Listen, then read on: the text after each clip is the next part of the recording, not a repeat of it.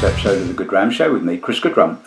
As per usual, a big thank you to everybody that watched last week's episode of the show, liked, commented. Your continued support is very much appreciated, and hopefully I'm keeping you guys entertained while you're currently in lockdown mode. So I thought for this week's episode of the show I would carry on the sort of theme of the last couple of weeks and look at another independent bottling company, and probably one you've not actually ever heard of, and certainly until I was contacted by Stephen Rutter from the company in December, I think it was. I'd never heard of them either. Anyway, sort of Stephen phoned me up and sort of explained who the company was and all that, and the bit of background, and nothing really happened until sort of pretty much last month, when Stephen kindly sent me a number of samples to take a look at, and I'm now sharing them with you guys. I mean, as you know, I've always been a big fan of the independent sector. I love what they bring to the whisky industry as a whole. The single cask bottlings have always intrigued me, and certainly the way these companies begin their lives has always been sort of quite intriguing. Certainly you have companies like, say, Murray McDavid and Duncan Taylor that are one man's collection, or a number of people's collections of casks, and they bring them together and decide to start bottling them under their own label. Then you have other companies like Claxton's, for example, and last week's company as well, that essentially are one man or a family, and they just decide that, you know, they're going to sort of buy some casks and bottle them because they love whiskey, and they have a bit of spare cash, you know, because, you know, setting up an independent bottling company is not cheap. And then you have the sort of like the third avenue to creating an independent company, and that is they're born out of a brokerage company. Bartles Rawlings International certainly springs to mind, and so does today's company, which is called Heroes and Heretics. And like I said, I'd never heard of them before, but essentially they were formed in 2015 as the bottling arm of another company called the Whisky Market. I'm assuming that they were founded by Stephen and his business partner, who unfortunately passed away not long after the company was formed, and I'm guessing that the Heroes and Heretics decided to just carry on as a, you know, an independent entity, I presume, and decided that because they were a brokerage, that they, as Stephen was saying, they got thousands of casks, quality casks, he hastened to add, which we will obviously discover whether that is true or not. I mean, obviously this is just a very small snapshot of their inventory, and you know, if they've got thousands of casks, and that's a fair few £1,000,000 worth of stock they've got. So, you know, we're not talking a sort of a small independent company here. Anyway, so the business partner that unfortunately passed away, his granddad apparently was a chap called David Higginbottom, who wrote science fiction and I believe children's television programs under the name of Nicholas Fisk. Now, I'm quite into my sci-fi, but I'm afraid I didn't know the author, and when they were at the funeral, they discovered that another ancestor of the business partner was one Henry Albert Higginbottom, who was the great-great-grandfather of this particular individual, whose name I'm afraid I don't know. And apparently Henry Higginbottom produced a club blend of whiskey, which was supplied to the troops fighting in the Boer War and the First World War. So basically Stephen and decided that it would be a nice idea to sort of create a range of whiskies and call them the Higginbottom Revival, and that is exactly what they have done. And currently they have 3 bottlings, and as I may have mentioned, they are a brokerage company, and obviously sent me a couple of additional samples of casks that they thought that I may well be interested in purchasing.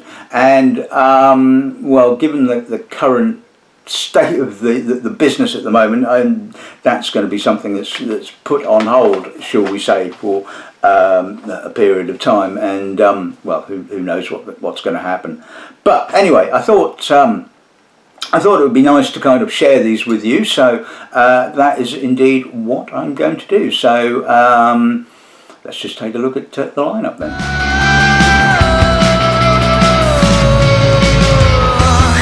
So we're going to kick off with an 8-year-old Heaven Hill. So this is a bourbon. It is a single cask, barrel 152736. It was distilled in May of 2009, bottled in November of 2017 at the not inconsiderable ABV of 63.5%. Bucket of water ready for that one, I think. The next bottling we'll be looking at is not actually been bottled. This was one of the 2 samples that was sent for me to evaluate as to maybe purchase the cask. And this is a currently 27-year-old Speyside, bottled at, or current ABV is 49.9%. Bourbon barrel 1408838. Distilled in June of 1992, and like I said, not currently bottled as yet. The next bottling we'll be looking at again is part of the Higginbottom Revival series. This is a 27-year-old Bunnahabhain, again aged in American oak, which always the best way to go in my personal opinion, as you well know.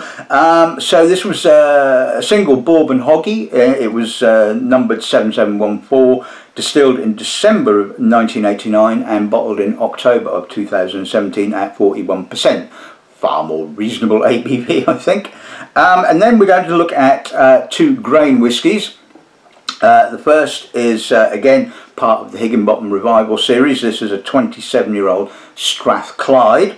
Again, a single bourbon barrel, 110036. Distilled in August of 1990, bottled in November of 2017 at 55%.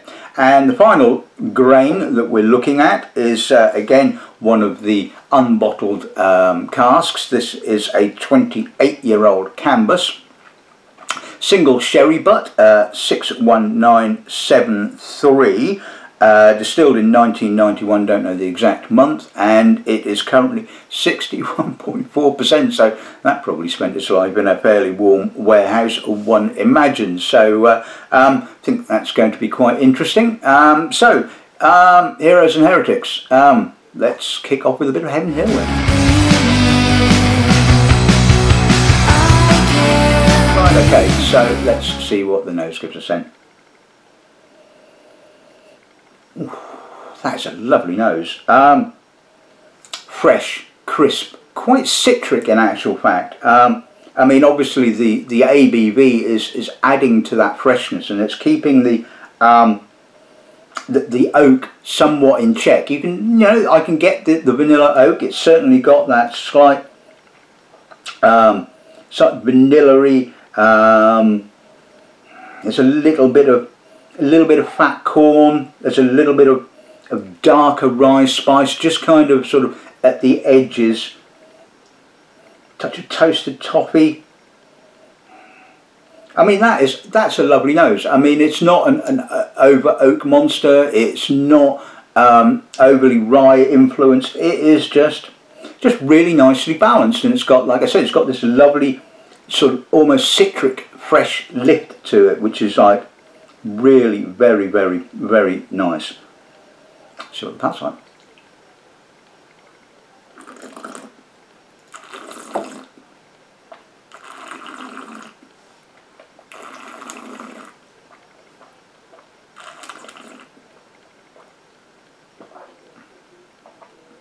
Ooh, oh, lots of alcohol, quite masking. But the palate is a little richer, a little darker. There's more rye influence, there's more spice, there's a touch of treacle.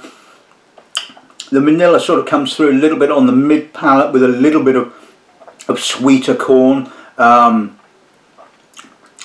it is quite drying, quite bitter. not overly bitter, alcoholic, masked, intense, mouth-watering finish. I mean, that is a hell of a hit, it has to be said. I mean, oh, and although the finish is masked, the aftertaste is absolutely gorgeous. It's really intense. Yeah, that is absolutely stunning. Let's put a little drop of water with it and see what that does to it. See what the nose is like now.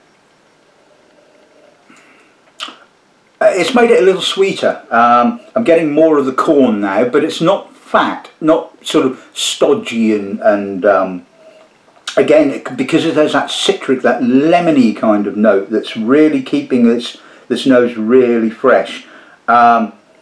Little pepper, violets, almost chocolatey spice, bit more of the toffee. So yeah, the corn, the toffee, the oak is a little bit more forward now. But like I said, I think the balance is still absolutely spot on. So that's like now.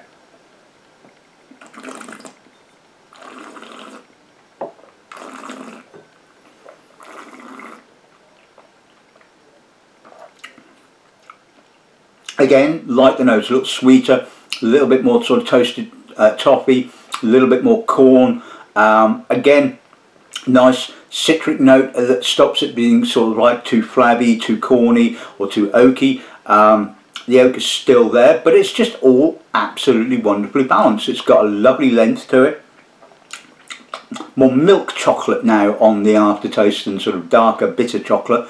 And the corn just sort of keeps going. And it's just a little rye spice just nipping there, you know, just adding a little bit of a spiciness to it. That is a damn good bourbon, shall we say.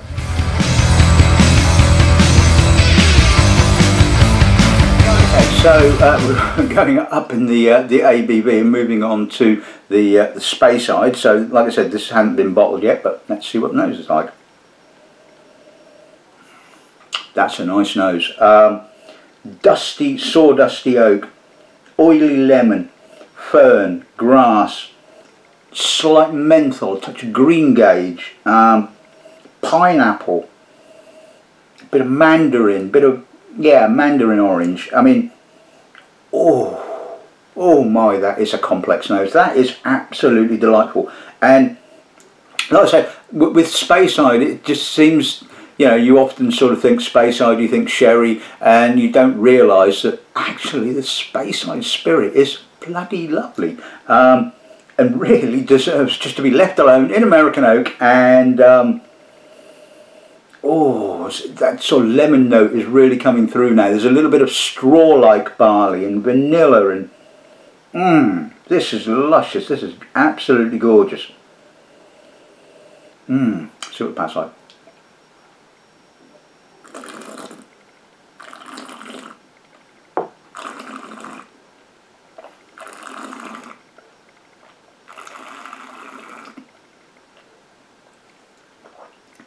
Slightly oily, mature, apricot, tangerine, orange.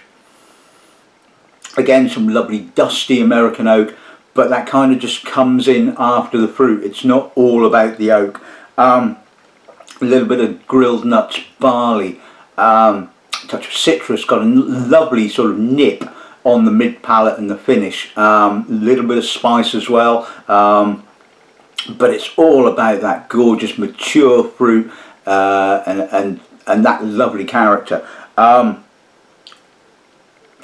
just so beautifully balanced, it has to be said. I mean, that really does hit the spot. And I mean, you know, it's 27 years old. I mean, that is not going to be cheap at all. But you know, if that ever gets bottled, that's going to be damn good. Well, it is damn good now.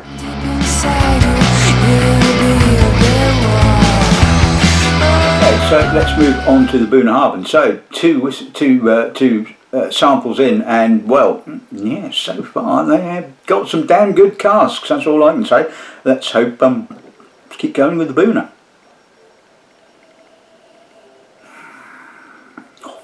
again, that Bunnahabhain, American oak, plenty of age. Oh, delightful. It's quite salty, it's almost chlorinated, but it's got a lovely citric note. It's got tangerine, lemon, and that sort of almost kind of summer flower note that I often get with Bunnahabhain. Not overly floral, but you know, maybe buttercups, that kind of thing. Clover, violets, a little bit of almost bog myrtle.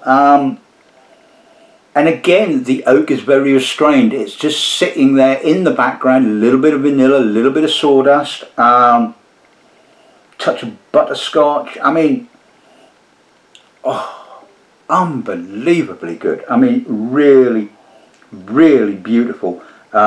Fragrant, aromatic, really sexy. I mean, that is just, oh, that is just hitting the spot.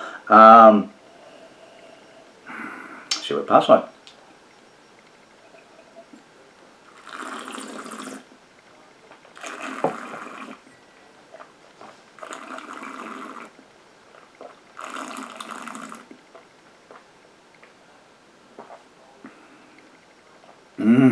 Bit more weighty on the palate, bit more honey, manuka honey, barley. Again, wonderful soft fruits, gentle, elegant oak, balanced, a little bit of vanilla. It's just so juicy. I mean, my mouth is just watering, but not from the alcohol, but from the weight of fruit, and mature fruit. And it's a little bit of, again, I'm getting that sort of bog myrtle, clover kind of note kind of coming through on the end, with the vanillins and a little bit of sawdust. I mean, oh my God, that is unbelievably good. I mean, that is just a stunning booner. And although you can purchase these from, or certainly the three in the series from Heroes and Heretics website, I believe that they're in lockdown like a number of businesses, but I'll just say that a certain other retailer, online retailer, you know who they are, has got stocks of them, I believe. I haven't checked the price, but you know they ain't going to be cheap, you know, but damn, that's good.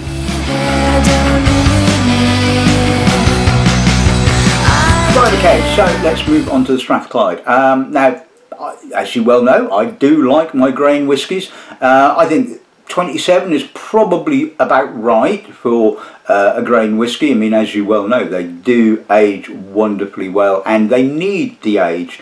More often than not, you know, you bottle them too young and they're a little bit one-dimensional, but let's see what those gives us on this end, shall we? Oh. Grainy dried fruit, but it's got a real richness, a real depth, and almost barley richness. Now I must admit I've not done my homework on the Strathclyde distillery, but a number of grain distilleries do have pot stills along with their column stills, and this has got a lot of weight. I mean, but then again, I mean, as you well know, you can remove the plates from a column to, you know, increase rectification or decrease it as necessary. And this really has some weight. It's got some almost kind of perfume note. I mean, it's maybe a little perfumed, and that's a bit odd. I don't normally kind of get that with grain whiskies, it has to be said. There's a little bit of ginger. So, again, the oak is not OTT. A lot of the time, obviously, with grain whiskies, you tend to get quite a lot of oak for the obvious reasons. But again, I think this is quite well balanced. But that sort of slight, it does get a little bit more perfumed. And but again, no, it is a good cask. See what the parts like.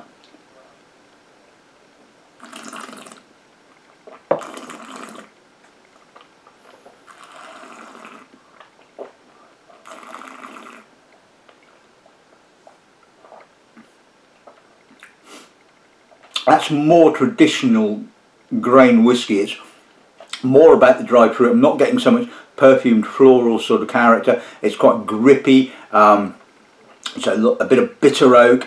Some nice spice, good length, good maturity. I mean, it's not sort of too young. Little bit of cardamom, possibly green nuts, that kind of thing on the finish. It's got a sort of slight greeny tinge to it. And yeah, and the oak is bittering quite a bit, but it's more kind of classically grain whisky on the palate than it is on the nose. And yeah, I mean, the quality is good. It's just sort of, there's this kind of slight disconnect, I would say, between the nose and the palate, and sometimes that happens. I've come across that on numerous occasions, but still, I got to say that the quality of that is pretty good.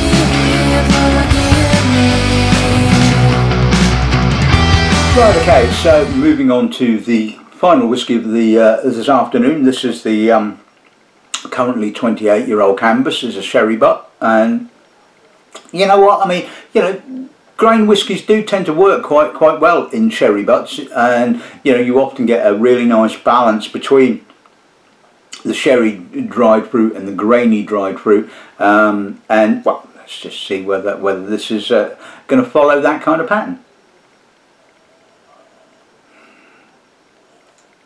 Pretty much. I mean, it's slightly more accented towards the sherry wood dried fruit initially.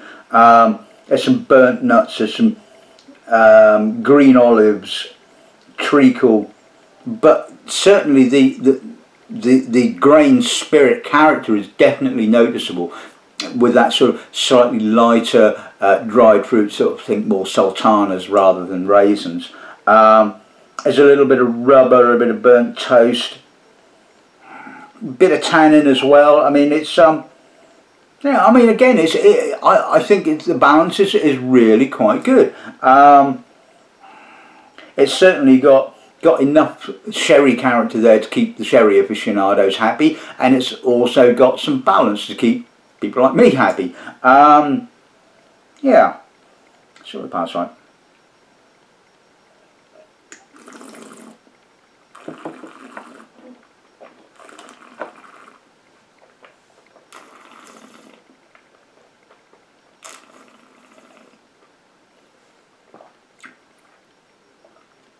It's a bit of a masked finish. I mean, it does carry its alcohol quite well, but it does kind of mask the finish. Again, more sherry character on the palate. Sort of, well, it certainly opens with more of the sherry dried fruits, the green olives, green nuts, slightly bitter tannins, sort of bitter, maybe slightly chocolatey tannins. The spirit character does come through on the mid palate. I'm getting a bit of sort of graininess, but the finish is quite masked, quite bitter, but it's got a lovely spiciness in amongst all that bitterness, and oof, I mean, it's a hell of a finish, it has to be said. It kind of like sort of, I wouldn't say kind of starts off slowly. It starts off a little bit more reserved, I suppose, and then sort of slowly builds up on the palate, and you do get a really nice spicy finish. I'm going to put a little drop of water with it and see what that does to it. See what those is like now. Right, as often is the case, it's kind of pushed back the oak. I'm getting more of the dried fruit spirit character than I am the sherry dried fruit. That's a lovely nose. That's really quite impressive, it has to be said. It's really well balanced. It's a little bit more toasty oak. Not quite. I don't think this was a sort of a American oak cask converted. I think this was probably aged in a proper sherry butt, because I'm not getting that sort of, yeah, American oak vanilla character. I mean, that is still a lovely nose. I mean, maybe a little bit more grain now coming through, which kind of suits my personal taste, I suppose. But either way, I mean, I still think that's really well balanced. Let's see what the palate like now.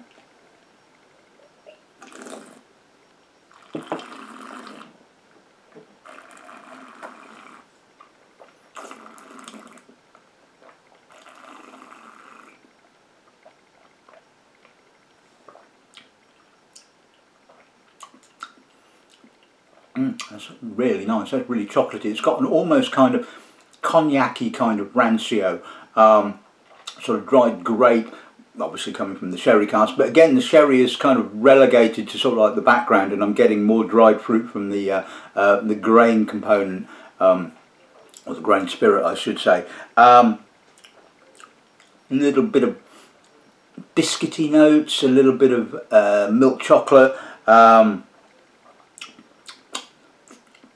I hate to use the term fruitcake, but yeah, it has a real sort of fruitcakey sort of character on the mid palate. It's got a good length. Again, nice spiciness in the finish, a little bit of tannin, a little bit of grip.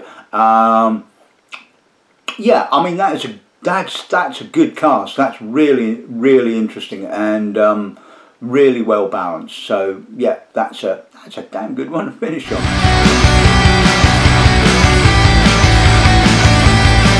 Okay, so let's sum today's episode of the show up. Well, firstly, a big thank you to Stephen from Heroes Heretics for kindly sending me the samples. And you know what? I think he was right. They have got some bloody good casks. Or certainly on the evidence of this tasting. Obviously, when you have thousands of casks, you might have the odd well, you know, odd, less than great cask, but certainly on this evidence, you know, what they have is bloody good. The Heaven Hill, yeah, I mean, I love that. I thought that was absolutely gorgeous. Had that lovely sort of citric lift to it, which meant that it was, you know, just again really well balanced. You know, it was all very harmonious. So it wasn't overly oaky, it wasn't overly corny, it wasn't overly rye-like. You know, it was just really well balanced. The Speyside, I thought that was absolutely gorgeous, and like I said, you know, may well be out of my price range of cask with that possibly, but who knows. I mean, certainly I think when that gets bottled, that will be well, it is now an absolute storming whisky. Possibly my favourite has to be the Bunnahabhain. I mean, like I said, it's available from you know who. I haven't checked the price, but you know, rest assured that ain't going to be cheap. But oh my God, that's a stunning Bunnahabhain. I mean, I love Bunnahabhain. Stick it in American oak, just you know, and give it some time, and you end up with that. Oh, stunning. The Strathclyde, probably my least favourite of all of them. I think the quality was certainly there. It had a little bit of a disconnect, like I said, between the nose and the palate. The palate was certainly more what you would call traditional grainy character. The nose was a little bit overly perfumed, a little odd maybe for a grain whisky, but I'm certain that, you know, there's going to be a number of people that really enjoy that. Again, that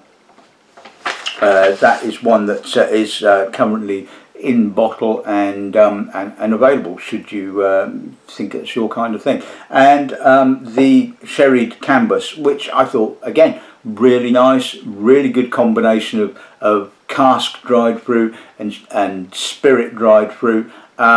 Just really nice. And you know, like I said, I think sort of grain whiskies are, you know, still quite overlooked. I mean, you know, I don't have many of them in stock because I wouldn't say they're hard to sell. Well, they are bloody hard to sell at the end of the day. You know, you have to convince people to sort of, and normally you have to basically go, look, you're getting an X-aged grain whiskey for a lot less than you'd pay for an X-aged malt, you know, and you know, you have to convince people that, you know, these are really worth tasting, and they're unique, they're different, they're not malt whiskies, you know, at the end of the day. And yes, some of them can be a bit one-dimensional, but certainly I think that one was certainly not one-dimensional. So there you go. That's this week's episode of the show in the bag. I hope you've enjoyed it.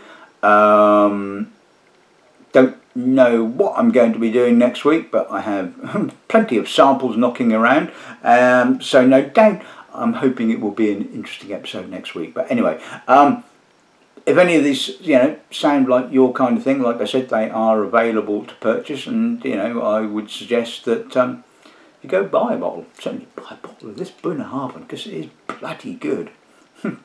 Good afternoon and good ramming.